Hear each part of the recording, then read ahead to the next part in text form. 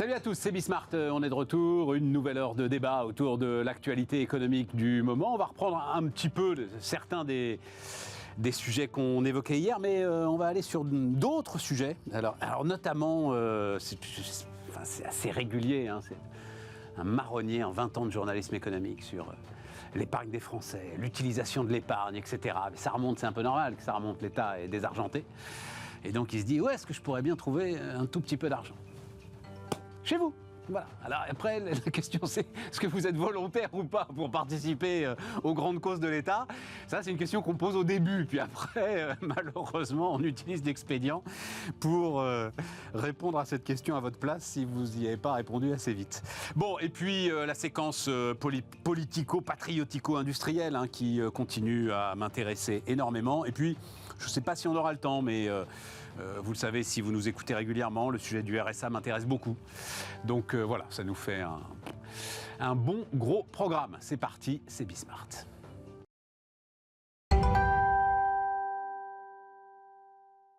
Donc, autour de la table, Nicolas Marquez. Salut Nicolas, directeur général de l'Institut Molinari. Jérôme Dédéian. Salut Jérôme. Bonjour, président, cofondateur de Mon Partenaire Patrimoine. Et je me suis dit qu'avec vous deux, on avait déjà largement de quoi discuter sur les sujets importants du moment. Surtout donc quand on parle d'épargne. Alors oui, touche pas au Grisby. Et nous sommes quand même une chaîne responsable avec un agrément CSA et donc on ne peut pas mettre ce qu'il y a après la virgule. Voilà. Mais tout le monde aura, l'auditeur aura rectifié de lui-même. L'auditeur téléspectateur aura rectifié de lui-même. C'est dans les Tontons Flingueurs, hein, je crois que c'est ça. Parce qu'après, il a fait un film, Audiard, spécifique, touchez pas au Grisby, dont c'est le titre. Mais je crois que cette phrase-là est dans les Tontons Flingueurs. Alors, c'est reparti, donc, nouvelles utilisations, nouvelles réflexions sur l'épargne des Français. On va voir notamment une coupure du quotidien Le Monde qui en fait grand cas. Voilà, l'épargne des Français, un magot convoité. Bah, ils disent un petit peu la même chose. Donc, quand même, un petit peu d'éléments factuels parce que c'est quand même un paradoxe. Loin de siphonner l'épargne, l'inflation incite les Français à rester sur des niveaux d'épargne qui sont historiquement hauts. On est 17%, voire plus, du revenu. Et en réponse, on a donc toujours les mêmes appels à mettre cette épargne au service des causes du moment. Transition énergétique, réindustrialisation, défense avec les labels, les livrets qui vont bien, etc. etc. Bon. Tout ça sur le papier, Jérôme, je vais commencer avec toi parce que c'est quand même le cœur de ce que tu as fait toute ta vie. Tout ça sur le papier, j'ai toujours trouvé ça formidable. Moi, mon premier souvenir, moi de journaliste, c'est Jacques Chirac. Donc ça ne nous rajeunit pas, tu vois. Fin des années 90, voilà, on va développer et on va mettre l'épargne des Français au service du capital productif et de l'innovation. On ne parlait pas encore à l'époque de transition écologique et de réchauffement climatique. Pourquoi ça ne marche pas face à la martingale, je le dis comme ça, de l'assurance vie? Ouais. Alors, on va prendre les trucs peut-être dans l'ordre. Vas-y, on a le temps, on est tranquille. Le premier truc, c'est 17% de taux d'épargne. Récemment, on est monté, tu sais, quasiment à 20% pendant la pandémie. Mais en fait, le taux d'épargne historique des Français est très élevé, au-dessus de 15% depuis des dizaines d'années. Donc une épargne abondante en France. Mais une épargne financière insuffisante comparativement aux pays auxquels on peut se comparer, notamment aux pays de l'OCDE. Pourquoi? Parce que dans ce taux d'épargne... Attends, c'est quoi la différence épargne financière, épargne abondante? C'est que dans ton taux d'épargne, il y a le remboursement des crédits immobiliers. Et donc c'est 2/3 du taux d'épargne. Et donc il reste une épargne financière qui est d'1/3 de ce taux d'épargne historiquement élevé des Français. C'est un biais, ça, dont on parle jamais. Un biais colossal. Puisque on sait bien qu'on a donné la priorité à la propriété du logement en France. On est une nation de propriétaires, une politique qui vise à donner l'accession à la propriété à tous les Français. Tout ça depuis des dizaines d'années, à coup de subventions publiques, de mesures fiscales, etc. C'est nos fameux 40 à 50 milliards d'argent qui est de dépenses publiques affectées à la filière du logement et notamment à l'acquisition de la résidence principale par les Français. Et donc on a un taux d'épargne financière qui est historiquement moins élevé que des pays comparables, ce qui fait qu'on a en gros 5 000 milliards d'épargne financière, un tout petit peu moins en ce moment, entre les mains des ménages français, et que là-dedans, l'épargne long terme en fait, si tu enlèves ce qui dort dans les matelas, sur les comptes courants et dans les livrets, l'épargne long terme, elle est en fait extrêmement faible.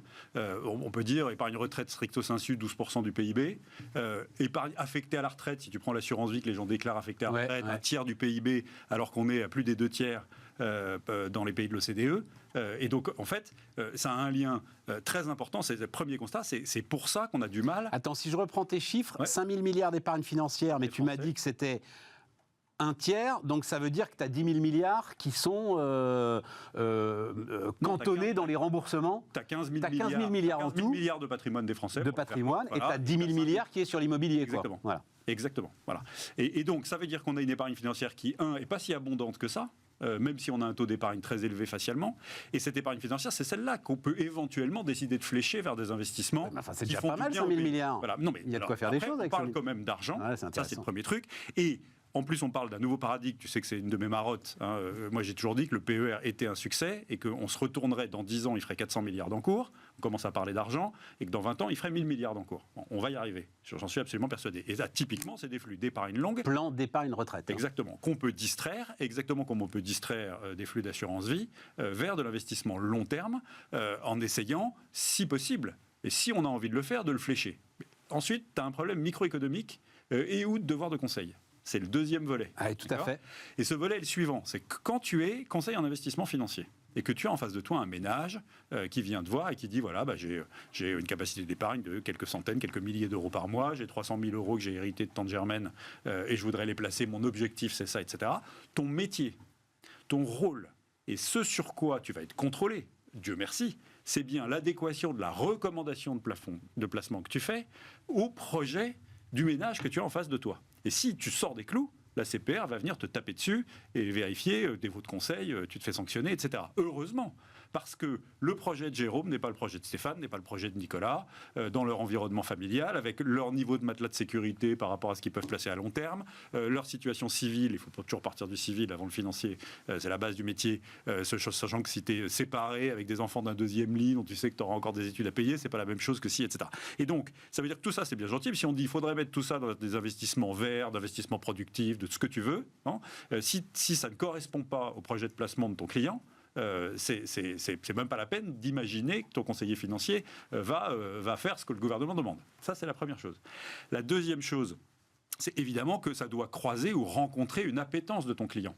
Une appétence extra-financière qui est à mais côté, celle-là, elle est assez largement partagée, à côté justement, de son espérance Jérôme. de rendement. Et là, il y a eu un gros progrès qui a été fait récemment, qui est qu'on est désormais obligé, nous ça ne nous gêne pas, on le faisait depuis le début, tu es obligé d'introduire dans tes questionnaires investisseurs pour déterminer profil de risque, aversion au risque, etc., en lien avec le projet, de mettre les préférences extra-financières de tes clients. Donc tu en as qui te répondent « je m'en fous, je veux le meilleur rendement et après moi le déluge sur la production de CO2 », tu en as d'autres qui disent « c'est très important pour moi et particulièrement le secteur de la santé ou le secteur de l'énergie. » Et tu as une idée de proportion entre les deux, là, voilà. Et entre ceux qui disent « je m'en fous » et... Nous, oui, de centaines de voilà, clients, moi je te dirais, il y en a un tiers pour qui ça compte vraiment et qui te le déclarent et qui vont surveiller que tu leur fais une allocation qui correspond à leur valeur. Puis tu en as un tiers qui disent pourquoi pas si ça ne pénalise pas ma performance. Puis tu en as un tiers qui disent moi je veux la performance à tout prix et si ça achète des armes, enfin j'exagère. Non, je comprends, non, mais voilà. c'est très clair. Ensuite, tu as et je terminerai là-dessus pour pas être trop long, pour passer la parole à Nicolas. Mais ça va, on est bien, c'est intéressant. Il y a un sujet essentiel qui est l'offre. Et là, c'est extraordinaire. C'est-à-dire qu'en fait, le gouvernement, à coup de mesures, tu sais, pour dire, dans les produits après la loi PAC, donc, et dans l'assurance vie, et dans les PER, on doit avoir au moins un fonds proposé qui accompagne la transition écologique et énergétique, on doit avoir au moins un fonds d'économie sociale et solidaire, etc. Mais l'offre, elle est 10 000 fois en avance sur ce minimum d'exigences réglementaires. Aujourd'hui, tu n'as plus un nouveau produit d'épargne dans lequel tu n'as pas, si tu veux te faire une allocation full ISR, full environnemental, full solidaire, mais tu peux sans problème. Ouais. Voilà. Sauf si évidemment tu es dans un très vieux machin qui n'a jamais été modernisé, mais dans ce cas-là tu vas trouver le contrat. Non, le truc où tu le trouves pas, ce qui m'a intéressé là récemment, enfin je trouve le sujet, c'est cette idée donc pour que mon capital devienne productif au service de l'économie française, c'est le private equity et c'est l'idée d'aller effectivement vers cette classe d'actifs, je trouve super intéressante. Alors moi j'ai deux sujets techniques sur ces enjeux-là. Un premier sujet, si tu parles du private equity, qui est évidemment essentiel au développement de notre tissu de PME, de Et TI. je ne peux pas avoir un ticket à 150 000 ou à 200 000 euros, c'est ça le sujet, évidemment. Donc il faut le démocratiser.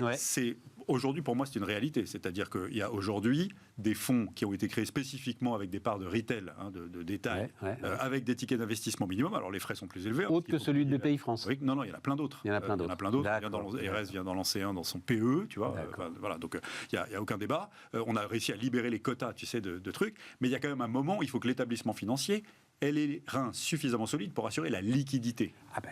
Et donc, je vais y venir après, de toute façon. C'est tout l'enjeu. Et donc, ça ne peut se faire que par on va dire des industriels de la finance qui ont, si tu veux, pas de problème de financement de leur BFR et qui peuvent se porter contrepartie pour que un client de détail ne se retrouve pas coincé avec son argent illiquide. Oui, mais est-ce que c'est pas le nœud du problème? C'est que l'assurance vie est un produit à ce point parfait, si j'ose dire, c'est-à-dire qui te garantit une liquidité permanente et un rendement qui, même fonds en euros aujourd'hui, va devenir intéressant, que tu ne peux pas lutter contre. Et que le gouvernement, je finis juste, est pris au piège en fait. C'est-à-dire, il peut évidemment pas toucher à ce produit parce que alors là, la réforme des retraites à côté, ce serait les 101 dalmatiens. Donc il veut surtout pas y toucher et il peut pas demander aux assureurs, et d'ailleurs les assureurs sont très sceptiques, de faire des produits qui soient concurrents parce que c'est pas possible. T'as deux choses. T'as vraiment le devoir de conseil. Il faut quand même partir de l'épargnant, donc que l'offre soit très riche en face des besoins de l'épargnant, mais tu peux pas placer à un client un produit de placement qui ne correspond pas à son projet et à son profil, ça c'est la base. Et ensuite, tu as un sujet de liquidité, et cette liquidité ne peut être assurée que par les industriels. Donc évidemment, quand on leur dit il faut que vous en mettiez et débrouillez-vous, parce que c'est ça la stratégie de financement de l'économie productive, ou c'est un des volets de la stratégie de financement de l'économie productive du gouvernement avec l'épargne des Français, évidemment ils tordent le nez en disant et pourquoi ce serait à nous d'assurer la liquidité, et débrouillez-vous, etc. Mais ils le font quand même, parce qu'il y a une demande. Voilà. Après, on est dans un moment de l'histoire un tout petit peu compliqué de ce point de vue-là, parce que comme il y a de nouveau du jus dans les taux d'intérêt, tu peux réellement te demander... Enfin, tu vois, on remet des taux dans nos allocations. Mais bien sûr. Donc j'ai envie de dire que c'est presque un combat d'il y a 5 ans et pas un combat d'aujourd'hui. Voilà. Le dernier point que je voudrais évoquer pour lancer le truc et tout mettre sur la table, quand on parle valeur des clients sur le financement de la transition écologique et énergétique, sur l'ISR, sur etc., c'est la multiplicité et je dirais d'une certaine façon la contre-productivité des labels et autres classifications.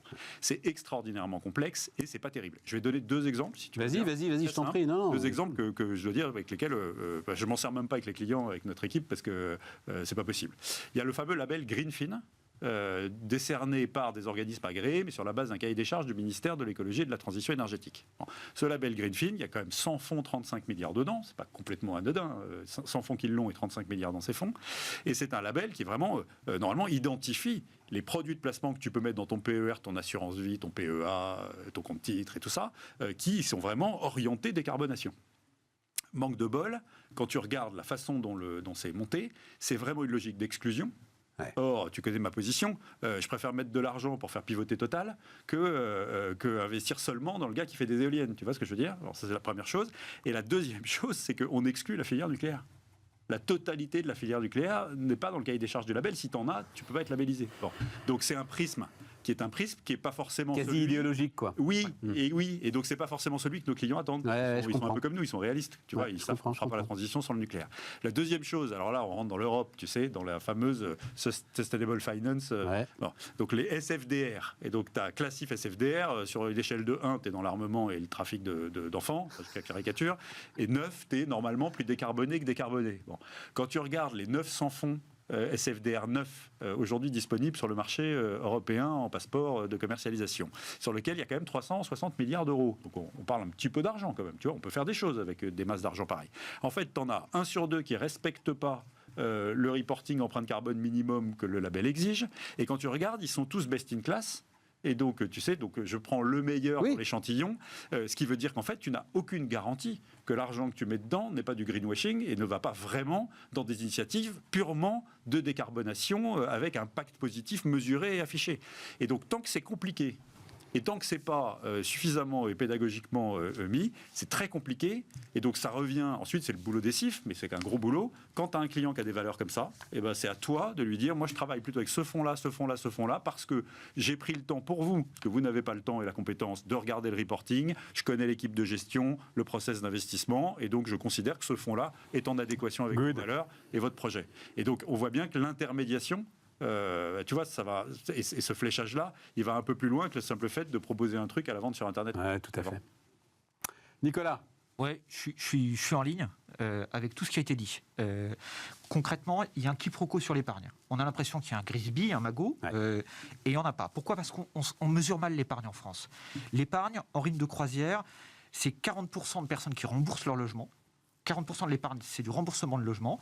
20% de l'épargne, c'est des gens qui accumulent pour acheter le logement. Donc ça rejoint ce que disait Jérôme. 2/3 de l'épargne, c'est du logement. Et l'essentiel de l'épargne, en fait, c'est du remboursement d'emprunt. Et accessoirement, c'est de la constitution d'un capital pour acheter un logement. Et ce qui reste, 40%, c'est du produit financier. Et on veut le réorienter, on a bien raison. Mais ça, c'est quelque chose d'historique. L'épargne, depuis qu'elle existe, depuis le 19e siècle, on cherche à l'orienter. C'est l'épargne qui a financé nos canaux, et les canaux, c'était la 5G d'aujourd'hui. C'est l'épargne qui a financé les chemins de fer. C'est l'épargne qui a financé les révolutions industrielles. Et on en avait à l'époque, elle était abondante parce qu'elle était drainée dans les campagnes, qui étaient riches, par les notaires. Tout ça, ça revenait à la Caisse des dépôts consignation et c'était investi. Et c'est ce qui a fait la révolution industrielle. Les Anglais, nos voisins, étaient avant nous parce qu'ils avaient plus d'épargne et un meilleur drainage, notamment avec les caisses d'épargne et les friendly societies. Nous, on a pris un peu de retard, mais on a réussi à se développer grâce à ça. Et cette épargne en Europe, on l'a laminée avec les 2 guerres mondiales. On l'a laminé avec l'inflation, on l'a laminé avec la dissolution du tissu industriel, et on n'en a plus. Si on est en retard avec les GAFA, par exemple, si on est nulle part dans le numérique, si on est nulle part dans l'IA, c'est parce qu'on n'a plus de stock d'épargne.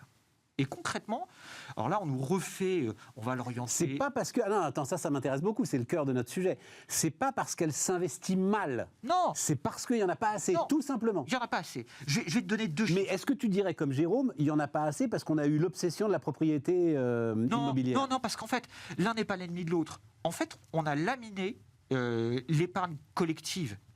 Et notamment, on a laminé les fonds de pension en Europe. Ils ont été détruits par les 2 guerres mondiales. Ils ont été détruits par différents aspects. D'abord, à l'issue de la Première Guerre mondiale, il y avait les 3/4 des rentes en France. C'était pas des rentes vieilles, c'était des rentes d'anciens combattants. L'État a dû réparer ça. Et il y avait une pression énorme. Et donc, il fallait tout augmenter. Il fallait augmenter. Et donc, on est passé progressivement de la capitalisation à la répartition. Je te donne un chiffre. L'épargne retraite, en moyenne dans le monde, c'est 105% du PIB. Alors, il y a les Américains qui épargnent énormément. Il y a d'autres pays, par exemple les Pays-Bas, qui épargnent énormément. Dans l'Union européenne, c'est 34% du PIB. Donc on a 3 fois moins d'épargne retraite. C'est ça. En France, c'est le chiffre que disait Jérôme, on est à 12%. Donc on a encore 3 fois moins que l'Union européenne. Avec la déformation de l'assurance vie que j'évoquais, parce que l'assurance vie, winner takes all, et donc là-dedans, tu as énormément de sous, dans les 2000 milliards d'assurance vie qui sont affectés à la préparation de la retraite. Il faudrait les rajouter, ça fait 1/3 du PIB. Ça fait 1/3. Mais Mais grosso modo, en moyenne, l'assurance vie n'est pas un excellent produit d'épargne. Pourquoi ? Parce que... On pourra en débattre, mais il y a toute une série de contraintes réglementaires sur les assureurs qui font qu'en fait, ils ne peuvent pas placer long. L'assurance vie, elle est liquide. Vous pouvez retirer à tout moment. Tout à l'heure. Ah ben bien sûr, votre assurance vie. C'est le produit imbattable pour ça. Et ce qui est important, quand on veut développer une économie, c'est l'épargne longue. Donc nous, en Europe, on n'a pas assez d'épargne longue. Le choix, c'est important ce que tu dis, Nicolas, parce qu'on a fait historiquement le choix de la répartition plutôt que de celui de la capitalisation. Oui. On a tué, en fait, les instruments qui permettaient la constitution de cette épargne. Tout à fait. Aujourd'hui, on a un déficit d'épargne. Clairement, on a un déficit, pas d'épargne courante, on a un déficit d'épargne longue. Et on reparle du private equity ou autre, mais dans les années 1860, Jaurès disait qu'il fallait mettre du private equity dans l'épargne retraite. Aujourd'hui... Jaurès disait ça Mais bien sûr. Et il faisait un projet de loi pour les mineurs en 1866 où il intégrait ça, et il intégrait ce que disait Jérôme. Attention, c'est pas liquide. Et donc, on a perdu en maturité sur ces sujets-là. Et ça explique notre déclin économique, et notamment notre déclin industriel. Et alors moi, je voudrais rajouter deux angles qui me semblent complémentaires, qui sont, un, ça nous ramène à un sujet de pédagogie financière, parce que ça fait des dizaines d'années qu'on explique aux Français, à coups de livrets réglementés, etc., qu'ils peuvent avoir un taux de rendement élevé de leur épargne en la gardant liquide et sans risque. Or, c'est la négation même du principe de l'investissement, de la compréhension du rapport du risque au temps, enfin tous ces éléments qui sont que le temps annule le risque et que le rendement est supérieur si on accepte une prise de risque intermédiaire plus élevée, annulée par le temps qu'on a devant soi en tant qu'épargnant. Bon. Donc toute cette pédagogie est à refaire ou à faire, parce qu'on l'a détruite admirablement à coup de dizaines d'années de coûts marketing public, un nouveau livret machin, un nouveau compte truc, etc. Ça, c'est la première chose. La deuxième chose, c'est qu'on a non seulement on manque d'épargne longue, mais en plus on a un problème de gisement.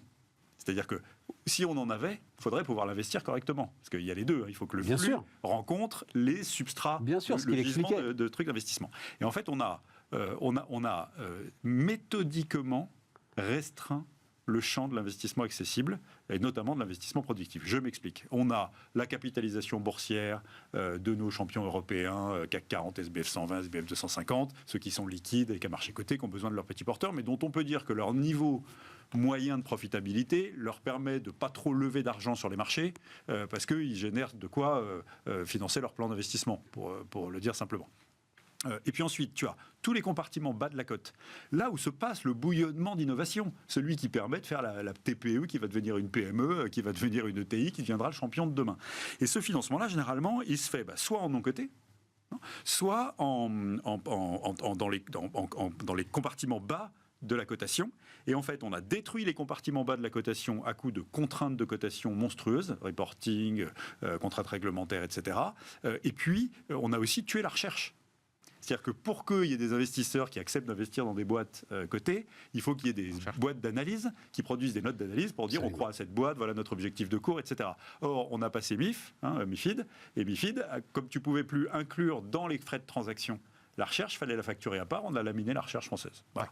Et donc, tu as ça, et du coup, les boîtes préfèrent sortir de la cote et être tranquilles avec des fonds d'investissement parce qu'elles ont leur reporting et elles ne sont pas emmerdées, et tu les remplaces par un nombre limité d'introductions en bourse de boîtes plus petites. Donc tu réduis le gisement. Voilà. Alors qu'il faudrait l'élargir par le haut et il faudrait l'élargir par le bas dans le non-coté en continuant la démocratisation, mais en acceptant qu'il y a des gens qui se portent contrepartie de la liquidité, parce que moi je crois que le combat d'illiquidité, il est perdu d'avance en retail, tu vois, en détail pour l'épargne des gens. Bien sûr. Et Nicolas. Pareil, j'adhère totalement. Un chiffre, la capitalisation boursière moyenne dans les pays de l'OCDE, c'est 150% du PIB. La capitalisation boursière moyenne en France, en Europe, c'est 70% du PIB. Il nous manque 50% de capitalisation boursière. Et c'est clé. Et ça, c'est toujours lié au manque d'épargne retraite. Parce que l'épargne retraite, elle est investie à long terme. On sait quand l'argent rentre, on sait quand il va y sortir. Stéphane, si on va imaginer que tu as 25 ans, on sait que l'argent sortira dans 40 ans, au plus tôt. Et donc, on peut l'investir dans les liquides sans avoir de problème de liquidité. Et si on n'a pas cette épargne-là, on ne peut pas faire des détours de production longs, on ne peut pas financer des détours de production longs et on tombe sur des problèmes de liquidité. Donc, c'est clé. On a 3 fois moins d'épargne retraite en Europe par rapport à l'OCDE et on a 2 fois moins de capitalisation boursière, c'est directement corrélé. Et tant qu'on dépassera pas ça, ce paradoxe. Et on n'est pas parti pour le dépasser, mon cher Nicolas. Et oui, parce que pour dépasser ce paradoxe, il faudrait mettre en place des fonds de pension. On sort quand même d'un débat où le mot n'a même pas été prononcé, enfin vaguement comme ça, si, au on le détour prononce d'un truc. Nous, oui, nous, on est tranquille. Nous. Et alors, j'insiste sur le gisement. Je reprends sur le gisement. C'est très important, parce que le flux doit rencontrer suffisamment de thèses d'investissement en nombre suffisant. Bien sûr. Pour qu'il n'y ait pas de bulle. Je viens de prononcer le mot fatidique. Tu sais, dans la loi Pacte, on a produit la gestion pilotée par défaut dans le PER. Tu sais, le truc qui désensibilise, tu prends plus d'actions au début, et puis ça sécurise progressivement ton épargne au fur et à mesure que ton projet à 40 ans de la retraite devient un projet à 30 ans, à 20 ans, jusqu'au jour où tu as besoin de récupérer tes sous. Parfait. On a mis là-dedans qu'à l'intérieur de la poche action que tu as au début et qui diminue progressivement de cette allocation automatique, qui est donc celle par défaut du PER, on devait avoir un quota minimum d'investissement dans des titres éligibles au PEA-PME.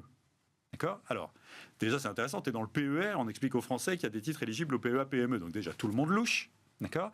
Et en fait, ce que tu fais avec ça, c'est que comme la cote s'est réduite dans les small et mid cap Et ben en fait, tu mets un tuyau de collecte potentiellement élevé sur un sous-jacent étroit, un gisement sous-jacent étroit. On a compris. Qu'est-ce que tu fais ? Tu crées une bulle. Et donc, tu te retrouves avec des market makers, avec un truc qui n'est même plus une cotation, mais tu vois, tu as un vrai sujet de valorisation de l'actif dans lequel tu as investi. Donc, il faudrait libérer ce gisement-là par en haut et par en bas. Alors, par en haut, techniquement, si un jour je suis secrétaire d'État à l'épargne, c'est assez facile à faire. La définition de la PME ou de l'ETI européenne, tu sais, s'il y a des trucs effectifs, taille de chiffre d'affaires, taille de capitalisation, et notamment effectif, tu as un petit sujet qui est que tu n'es plus une PME à partir du moment où tu emploies, ou une ETI, à partir du moment où tu emploies plus de 4 999 personnes. C'est 5 000 salariés. Et en fait, on a énormément de boîtes qui font moins d'1,5 milliard de chiffre d'affaires, moins de 2 milliards de capitalisation, et qui emploient plus de 5 000 personnes, qui ne sont pas éligibles, alors que c'est des gros pourvoyeurs de non, mais rentrons pas non plus dans un luxe de détails trop important, ça permettrait Jérôme. aussi de libérer un paquet de boîtes qui ont besoin de financement et qui font des emplois peu qualifiés, dont on a quand même cruellement besoin. Hein. Tu peux pas avoir que des ingénieurs. Ton sujet de la recherche est aussi un sujet important. C'est Nicolas Duep qui vient nous voir régulièrement, patron d'Alchimie.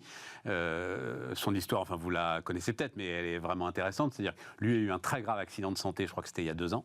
Accident de santé qui a envoyé évidemment sa boîte au fond des abîmes de la bourse, des abysses de la bourse. Et en fait, il y a une forme d'incapacité à envoyer les messages vers les investisseurs que les choses vont aujourd'hui beaucoup mieux, que la boîte tourne, etc. Parce qu'il n'y a plus de vecteurs pour propulser ces informations et pour propulser cette recherche, si ce n'est, comme il le dit lui-même, de temps en temps, enfin une fois par an, tu as droit à un entrefilet dans les Échos, mais ça ne fait pas un marché. Et alors, ça n'est pas que la faute de MiFID, il faut être... Non, bien sûr. Séparé, donc, il fallait payer la recherche à part. C'est surtout aussi une responsabilité de ceux qui concentrent les investissements. Citons-les, les sociétés de gestion de portefeuille, qui, parce qu'elles sont parfois avec des bouts d'économie de chandelle à regarder leur truc, disent que en fait, quand ça passait dans les courtages, il n'y avait pas de problème, et quand il faut payer un abonnement illimité à une recherche small mid cap, 30 000 € par an, ça coince. Ouais. Tu vois, c'est totalement aberrant en fait, par rapport à la qualité de service que tu veux délivrer à ton investisseur et la connaissance fine de ce compartiment de marché qui est essentiel. Bien. Ouais. On a tout dit. Vas-y, Nicolas, on a encore 2 minutes sur le sujet. Je vais rajouter des choses, mais c'est vrai que l'épargne, c'est un domaine où la réglementation fait beaucoup de dégâts. Elle fait beaucoup de dégâts parce qu'elle contraint les producteurs, et elle fait beaucoup de dégâts parce qu'elle envoie un mauvais signal aux consommateurs. Et Jérôme disait, par exemple, on a toute une série de l'épargne qui est investie dans des produits type livret, qui sont très peu rentables et qui ne financent pas nécessairement l'économie. Oui. Et quand on regarde le rendement net d'inflation, il est négatif. Donc on a imprimé dans la tête des Français qu'il y avait des produits garantis, que c'était des produits qui faisaient de la rentabilité. Voilà. Sur le long terme, c'est de la désépargne. Alors, attends, parce que juste on va marquer une pause. Ouais. Je voulais juste un dernier mot. C'est quand même l'insécurité politique qui entoure aussi l'ensemble de ces sujets. Je regardais, hier, je tombe sur la une du Monde qui va payer la facture à la transition écologique. Et comme ça, je me dis en rigolant, on n'a qu'à prendre l'argent des riches. Et boum, qu'est-ce que j'ai ? J'ai le rapport de Pisani-Ferry, le rapport de France Stratégie qui dit faisons une taxation sur le capital. Et je dis ok, mon gars. Et ça aussi, quand même, ça incite pas à épargner, on va dire ça comme ça. Quoi. Non, ça incite pas à épargner. On est dans un pays où on fait du capitalisme sans capital. Ouais. Et on se gargarise du fait qu'on a des très grands riches. En oubliant que la capitalisation boursière du CAC 40, elle est à peine égale à celle d'Apple.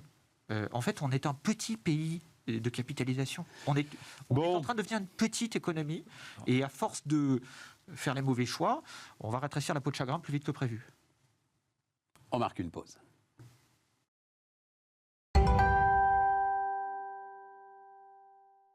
On repart. Donc, séquence patriotico-industrielle, qui n'est pas très très loin d'ailleurs de ce dont on parlait, autour de l'épargne.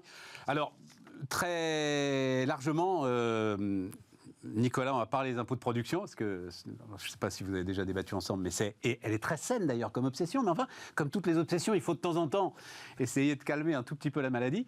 Donc, on va parler des impôts de production, on va en parler largement. Avant les impôts de production, votre sentiment sur ce qui peut être analysé comme... Je ne sais pas, moi, le point final à peut-être 10 ans de politique de l'offre. C'est vrai qu'on a parlé de la loi Pacte, il y avait des éléments là-dedans. Et là, un président qui proclame vraiment assez fortement que, à un moment, On va peut-être faire un bras d'honneur à l'ensemble des réglementations internationales, diverses et variées, y compris européennes d'ailleurs, il le dit sans le dire, mais enfin il le dit quand même, pour essayer de développer avec des outils rapides et efficaces, en l'occurrence le crédit d'impôt, comme le font les Américains, pour essayer de développer une relance industrielle appuyée sur la décarbonation. Comme ça, sur le papier, ça a du sens. Mais je voulais voir un petit peu ta lecture de la séquence, Nicolas. Moi, ce que je crains, c'est les effets d'annonce et la difficulté à réaliser. Ouais. Et concrètement, je ne suis pas opposé à ces mécanismes de crédit d'impôt. Ils sont nécessaires. Plus on a une fiscalité dérogatoire, plus on a besoin de crédit d'impôt pour compenser les handicaps qu'on a. Oui, ce que tu appelles fiscalité dérogatoire, c'est de la fiscalité qui vient taxer des éléments qui sont parfois des éléments, mais picrocoliens, anecdotiques, un peu absurdes. Et qui sont massifs. Et qui sont massifs, absolument. En France, on a la fiscalité standard sur les entreprises, on a l'impôt sur les sociétés. Il était plus élevé, on est en train de le baisser. On a la fiscalité d'ancien régime, qui sont les impôts de production, qui sont les impôts arbitraires qu'on prend indépendamment du résultat des entreprises. C'est ce qui a laminé tout nos trucs industriels. Alors certains, c'était Bridgestone, c'était Veralia, c'était ce genre de choses, des fabricants de... Enfin, Veralia va bien aujourd'hui. Oui, je fais bien de me corriger. Avec justement un fonds de private equity, Apollo, si je ne m'abuse, qui fait très très bien son travail sur la réindustrialisation. Tout ça, on l'a mis à la peine pendant des années, et la fiscalité de production est problématique parce qu'elle ne s'adapte pas quand les résultats disparaissent. Absolument. Et donc ça crée de la surmortalité, ça crée de l'instabilité pour toute une série de business, et ça explique une partie de notre surchômage. Bon, on a baissé un peu cette fiscalité de production avec 2 vagues, qui sont des petites vagues. Il nous reste 45 milliards d'impôts de production en net de subvention. Et ça doit être la priorité. Parce que ça, il faut le supprimer pour éviter de créer des distorsions dans tous les sens. C'est bien d'avoir des crédits d'impôt, parce que ça compense dans certains domaines, ça permet d'avoir des domaines d'excellence, par exemple la santé a beaucoup bénéficié des crédits d'impôt. En l'occurrence, on va avoir des crédits d'impôt pour la décarbonation, c'est très bien, mais il faut avoir une fiscalité standard par ailleurs. Parce qu'une économie, c'est une complémentarité. Je te donne un exemple. Si on a été bon dans le nucléaire, c'est notamment parce qu'on avait de bons ingénieurs. Et si tu fais un crédit d'impôt, tu vas peut-être avoir plus d'investissement dans la recherche. Mais c'est aussi parce qu'on avait des bons soudeurs. Et la force française dans le nucléaire dans les années 50 et 60, c'est les soudeurs du Creusot qui avaient fait des chaudières de bateaux à vapeur, qui avaient des chaudières de locomotives, et qui permettaient de faire des chaudières de centrales nucléaires. Donc, si on développe des rustines sans travailler l'équation globale, avoir une fiscalité normale, pas plus excessif que les autres, on passera à côté des enjeux. Le bon modèle, c'est les Allemands. Ils ont une fiscalité normale. Tu regardes la moyenne de l'Union européenne, les Allemands sont à la moyenne de la fiscalité de l'Union européenne. Voilà. Non, juste sur les soudeurs du Creusot, après ça s'est dégradé quand même. Hein. Bien sûr. Et voilà. Et si quand tu perds un savoir-faire. Quand tu perds un savoir-faire. Oui, non, mais enfin, il n'y a pas eu. Enfin, on va pas refaire l'histoire du Creusot. Il n'y a pas eu qu'un savoir-faire. Il y a aussi eu à un moment des gars qui ont bidouillé les chiffres, qui ont bidouillé l'ensemble des résultats de surveillance de leur soudure. Et ça, on n'a pas encore tout à fait fini de payer cette facture-là, confère donc la coiffe de l'EPR de Flamanville, qu'il va falloir quand même changer à un moment, par exemple, parce que ça s'est dégradé au Creusot. C'est typique, c'est-à-dire que rapproche-toi du micro, Nicolas, comme on a les. Il faut un écosystème qui fonctionne globalement. Oui, je comprends ce que tu dis. Si tu aides certains domaines sans avoir une économie globale qui fonctionne, tu vas arriver à des bulles, tu vas arriver à des choses qu'on n'arrivera pas à faire parce qu'on n'aura pas tous les savoir-faire. Moi, l'angle que j'ai, c'est ma lecture qui m'a plus ou moins mis la rate au courbouillon du rapport de France Stratégie sur le financement de la transition écologique. Alors, si j'essaye de dire des choses positives issues de ma lecture, il y a une vision de long terme. C'est ce qu'on demande au gouvernement, c'est ce qu'on demande à France Stratégie, c'est de regarder le truc, non pas à la prochaine élection, mais à 10 ou 20 ans. Bon, ça, c'est le premier truc.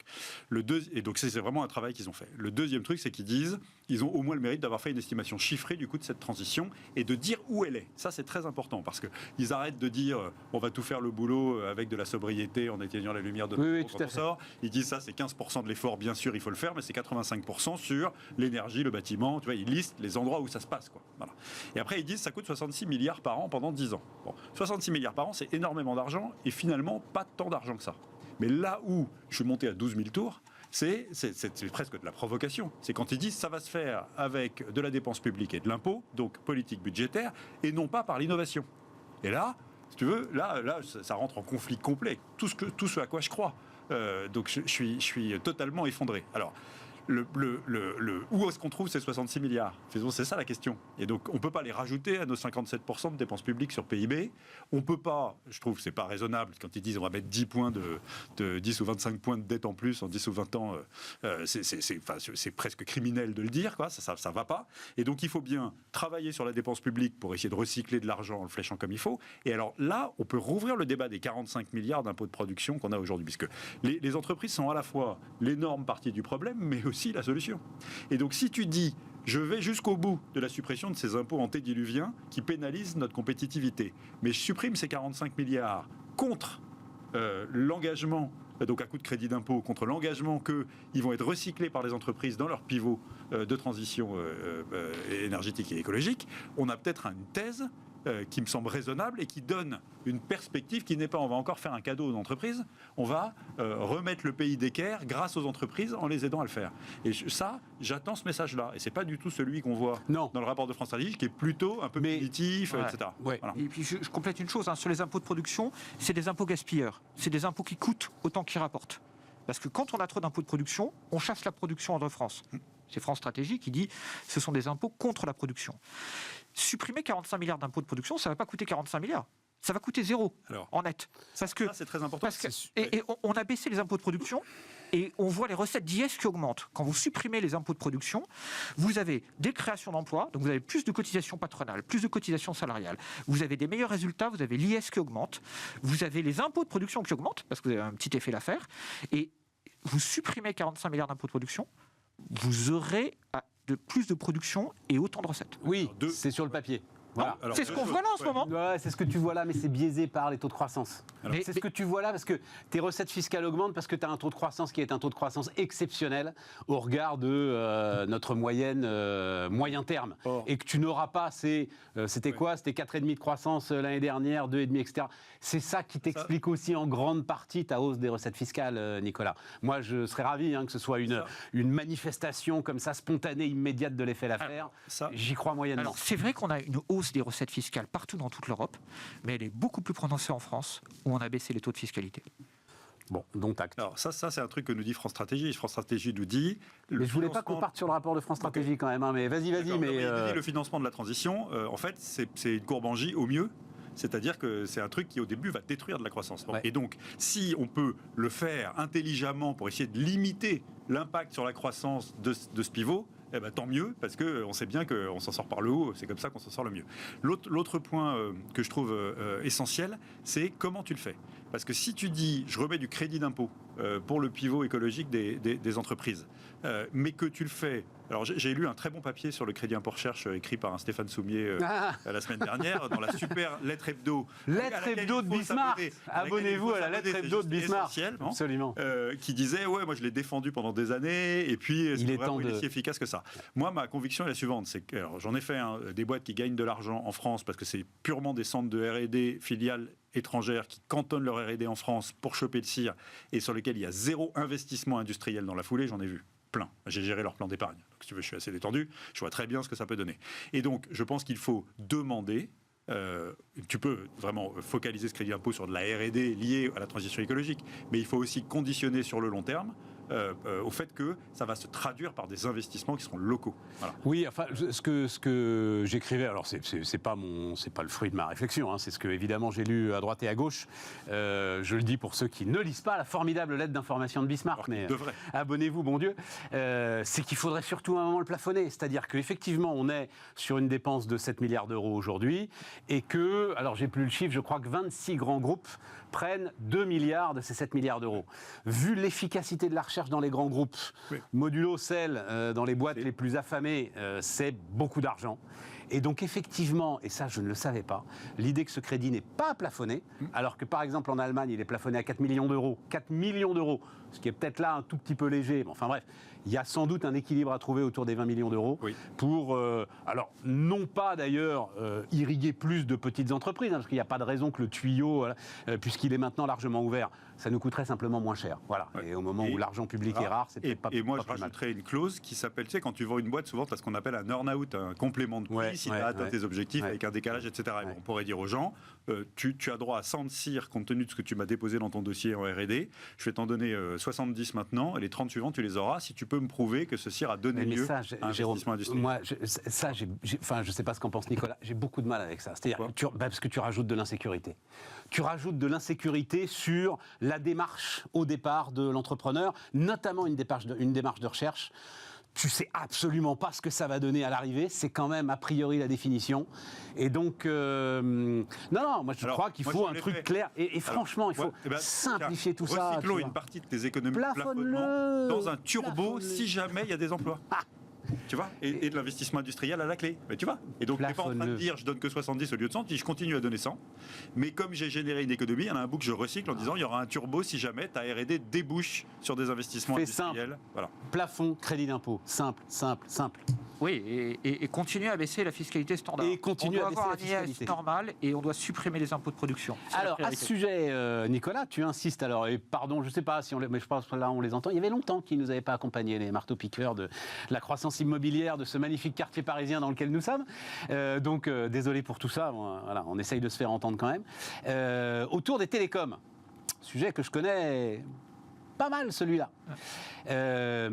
Donc, c'est vrai qu'il y a au fond, c'est sans doute le plus absurde de tous les impôts de production finalement, celui qui est sur l'innovation et sur les autoroutes du futur, c'est-à-dire c'est 3,1% du chiffre d'affaires des télécoms qui sont soumis à impôt de production, on va dire ça comme ça, enfin qui partent en impôt de production, contre 1,4 en moyenne dans l'économie marchande, ce sont les chiffres de ton étude, et tu dis cette surfiscalité pénalise la capacité à investir, commençons par là, des télécoms. Oui, alors clairement, il y a un lien direct entre trop de fiscalité et pas assez d'investissement.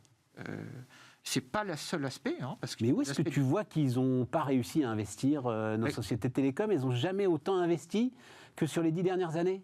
Je suis d'accord avec toi, mais regarde les autres. Regarde l'étranger. L'investissement par utilisateur aux États-Unis, l'investissement par utilisateur en Asie est beaucoup plus élevé que chez nous. Et donc, nous, on a l'impression qu'on a super investi. Mais pas en Europe, on est d'accord. Alors, ok, tu me cites les États-Unis et l'Asie, mais pas en Europe. Non, mais en Europe, l'Europe elle a traîne en investissement par rapport aux États-Unis et l'Asie. En France, on a bien investi dans la fibre. Et d'ailleurs, il y a des taux d'équipement qui sont très, très bons. Extraordinaire. Par contre, en 5G, on est en retard par rapport aux États-Unis. Mais oui, mais et on par a fait rapport un choix. Mais c'est là où ça m'intéresse beaucoup. On a fait un choix. Un choix à 30 milliards d'euros, je le rappelle quand même. En Allemagne, on est très en retard en fibre par rapport à la France. Et on est aussi en retard en 5G. Et donc, il y a un retard d'investissement qui est significatif, qui est en partie lié à la fiscalité. Et aux deux fiscalités. Mais Nicolas, je me permets, je le conteste, ce retard d'investissement en ce qui concerne la France, parce que, alors, pardon, je ne veux surtout pas rentrer dans un débat technique, je trouve bien plus rationnel d'investir dans la fibre comme on l'a fait, et rendons hommage à François Hollande, quand même pas tous les jours, c'est lui qui a lancé ce plan, que d'investir dans la 5G. À choisir, la fibre est aujourd'hui, pour les entreprises, pour le tissu économique français et pour l'ensemble des citoyens, bien plus efficace.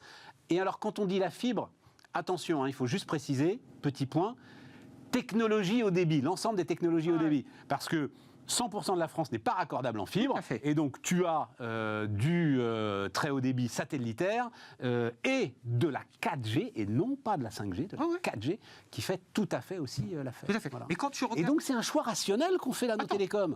Je ne dis pas que les télécoms européens n'ont pas fait un choix rationnel. Français.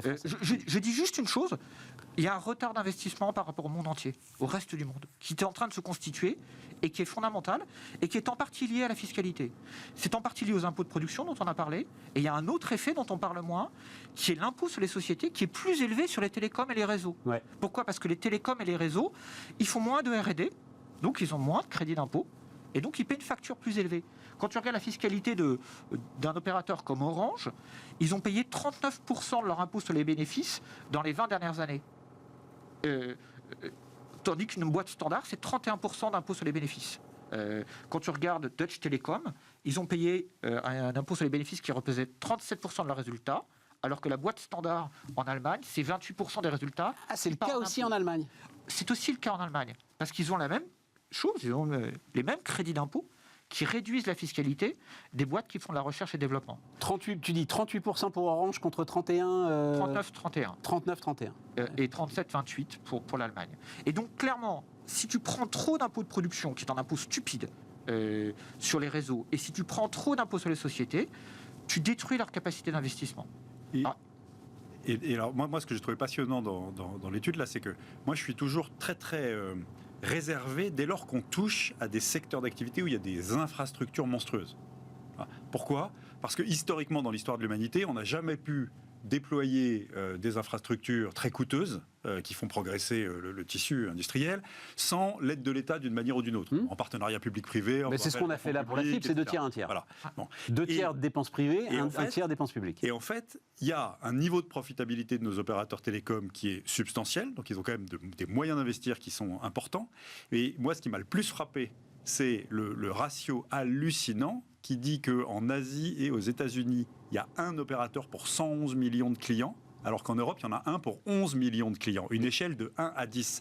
Or, tu vois bien que c'est des métiers qui nécessitent de tels investissements industriels qu'on pourrait probablement avoir moins besoin de deniers publics pour les infrastructures si on acceptait de mettre les gens à l'échelle. Sauf qui que leur c'est permet de pas faire comme ça que ça se passe et c'est pas comme ça que ça s'est passé. C'est ça le sujet. C'est-à-dire que, alors, je vous renvoie, comme je le fais très régulièrement, au formidable bouquin de Thomas Philippon, Les gagnants de la concurrence. Thomas Philippon, c'est un chercheur, un économiste formidable, il part à Harvard et il dit « Mais bon Dieu, pourquoi est-ce que les télécoms ne marchent pas aux États-Unis » Pourquoi est-ce qu'ils ne marchent pas aux États-Unis ? Parce que justement, l'ensemble du pays est concentré entre 3 opérateurs. Qu'est-ce qui se passe avant que Free débarque en France ? Rendons hommage. Tiens, on va faire toutes les gueules cassées de la politique. Après François Hollande, on va rendre hommage à François Fillon. Qu'est-ce qui se passe à ce moment-là ? Il se passe que l'autorité de la concurrence, tous les 2 ans, est obligée de condamner pour entente les opérateurs, les 3 qui peuvent se mettre d'accord sur tel marché, et puis c'est 2 contre 1, 1 contre 2, etc., etc., etc. Qu'est-ce qui se passe depuis ? Mais depuis, tu as... Alors, peut-être qu'il est inférieur à ce qu'il est aux États-Unis et en Asie. Par rapport aux États-Unis, j'en doute un peu quand même, mais je te fais confiance. Mais en tout cas, un niveau d'investissement qui n'avait jamais été réalisé dans les télécoms en France. Je ne connais pas les chiffres européens, je connais les chiffres en France. Donc, cette concurrence, et c'est ça qui me surprend beaucoup de votre part, les gars, cette concurrence, elle a dynamisé l'ensemble du marché, dynamisé les investissements. D'une situation d'oligopole avec entente, et que ça, il faut évidemment démanteler ça. Mais tu peux pas, si tu as un oligopole, par définition, tu peux pas le démanteler.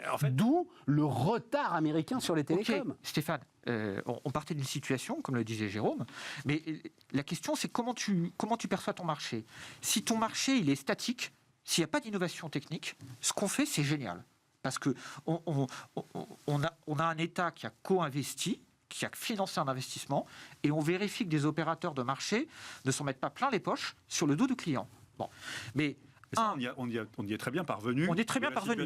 On va voir d'ailleurs un des graphes que je sors de ton étude. Là, on va le voir, Sybille, tu l'envoies quand tu veux, mais sur la dépense par abonné, il est très clair. Bon, on est très parvenu. Les prix des télécoms, depuis 1996, ils ont baissé de 30%. Mais bien sûr. Okay. Les prix des biens standards, ils ont augmenté de 60%. Donc c'est le domaine où la progression des prix est très très faible. Clairement, le consommateur a été le grand gagnant. Mais la question, c'est combien de temps ? Quand tu achètes une prestation, tu as une question de rapport qualité-prix. Si ton opérateur doit investir, parce qu'il y a des évolutions techniques et qu'il n'est pas capable de suivre, tu es perdant à la fin. Et donc tu es très content au début parce que tu as acheté une prestation pas chère, mais à la fin, tu as un rapport qualité-prix qui se dégrade. Mais Nicolas, ça fait 10 ans, plus de 10 ans. Est-ce que tu trouves que la qualité des télécoms en France est en train de se dégrader ? Absolument pas.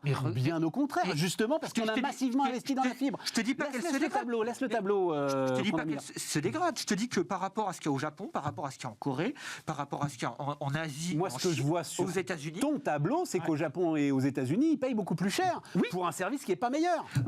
Écoute, en termes de débit, tu as des choses bien meilleures dans ces pays-là. Non. Je connais pas le Japon. Stéphane. Les États-Unis. Le Japon, mais c'est incroyable en termes de prestations télécom. C'est incroyable. Tu vas dans le métro, tu as du débit partout. Tu es dans les tunnels, tu as du débit partout. Tu es dans les trains, tu es dans les avions, tu as du débit partout. Chez nous, tu as quoi dans le métro ? Non, mais alors, ok, mais on rentre là, tu comprends, c'est là où le truc, Nicolas, devient... tu peux pas mettre en parallèle Le plan fibre, quasi unique au monde. Il faut aller à Singapour et en Corée, effectivement en Corée du Sud pour trouver le même.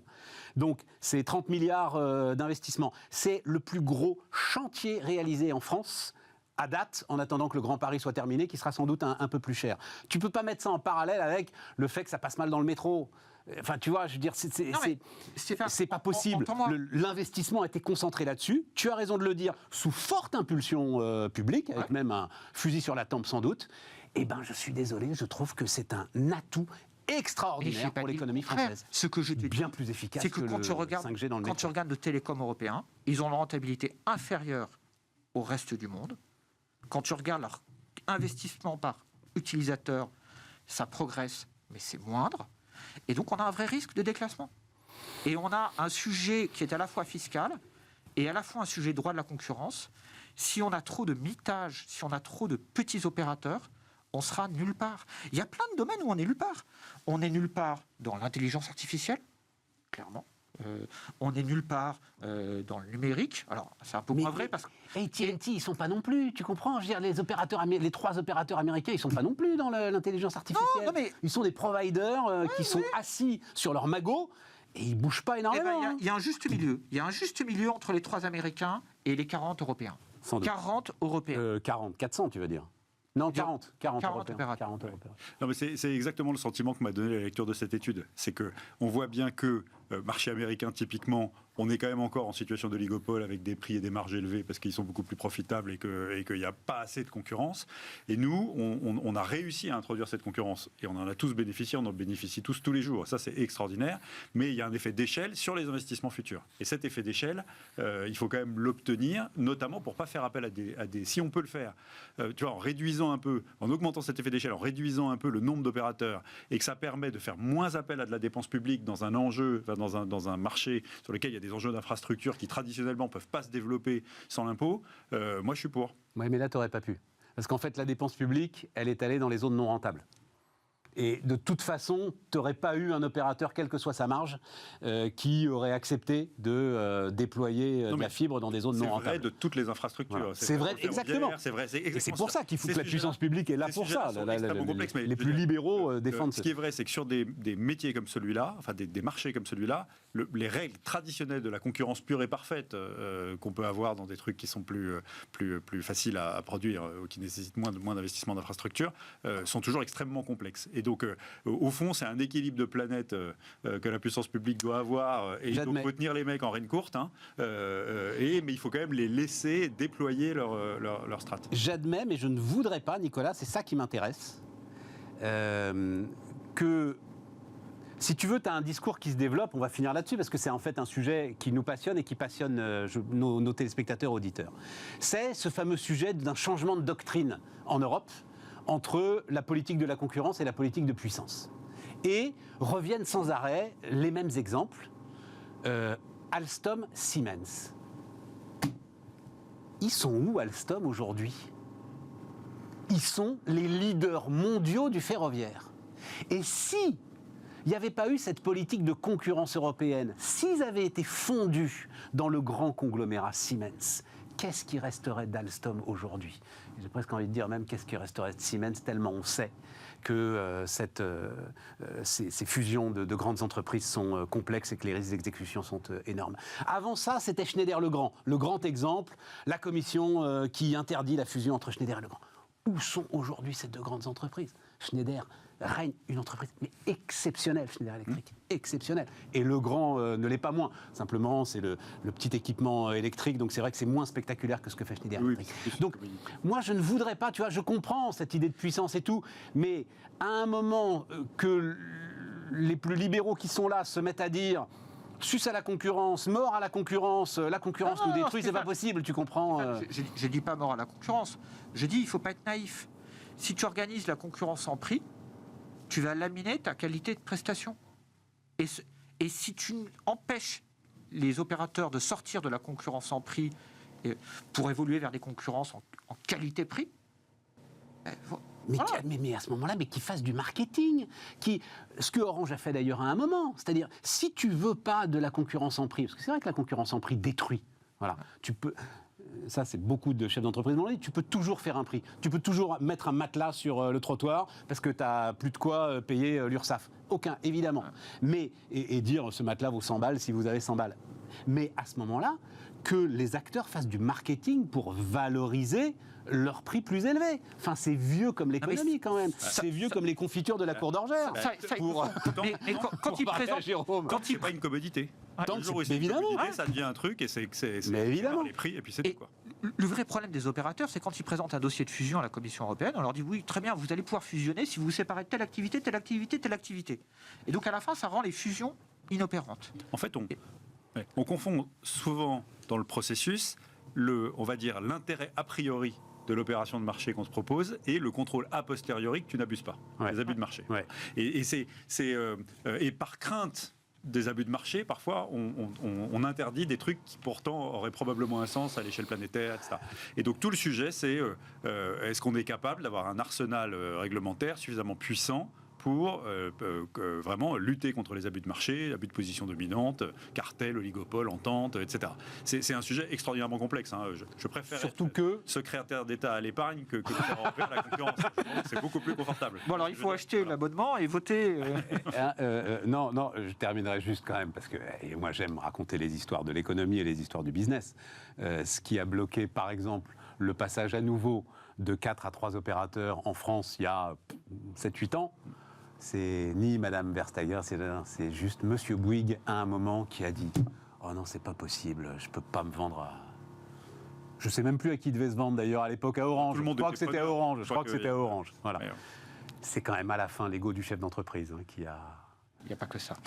non, mais je suis d'accord avec toi. Si, il n'y avait que ça. L'étude est très intéressante et ça me permet, puisque en ce moment les think tanks sont contestés, etc. et tout, ça me permet de rendre hommage à l'ensemble du boulot que vous faites, que tu fais, Nicolas, que fait l'Institut Molinari, que font l'ensemble de ces think tanks et qu'il va falloir à un moment défendre s'il y a besoin de les défendre et on sera là pour le faire. Voilà. Et puis une externalité positive pour moi de cette étude de l'Institut Molinari sur les télécoms, c'est que ça nous donne un taux moyen d'imposition sur les sociétés des opérateurs télécoms et de la moyenne des boîtes et que c'est pas du tout le fantasme que les grandes entreprises ne payent pas d'impôts. Tu vois ce que je veux dire ? Ah oui. Et ça, j'ai trouvé, et c'est indépendamment du sujet sur les télécoms, j'ai trouvé que c'était extraordinairement intéressant et je me suis bien mis le crowbar de côté. Oui, mais je crois que s'il y a un biais, c'est qu'elles sont contraintes, c'est-à-dire comme tous leurs abonnés sont en France.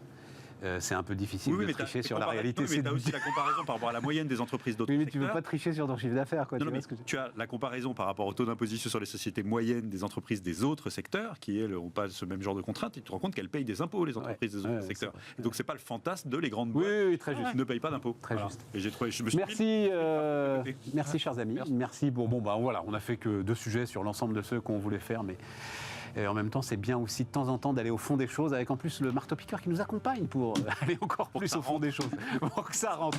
Justement, demain, on parle construction, immobilier. À demain sur Bismart.